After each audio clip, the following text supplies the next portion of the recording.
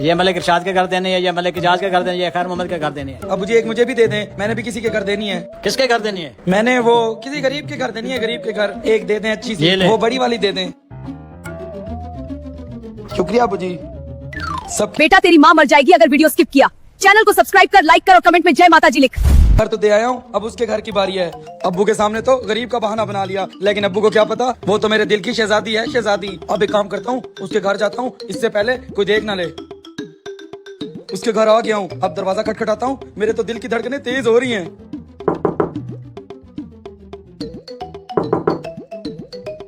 कुर्बानी देने के बहाने आज उसका दीदार भी हो जाएगा। हाँ भाई, क्या है, कौन हो तुम?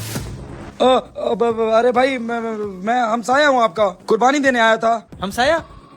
हमने तो इधर कोई हमसाया का नहीं सुना। भाई आज ही आया है, आपको कैसे पता चलेगा? ये लो कुर्बानी, मैं जा रहा हूँ।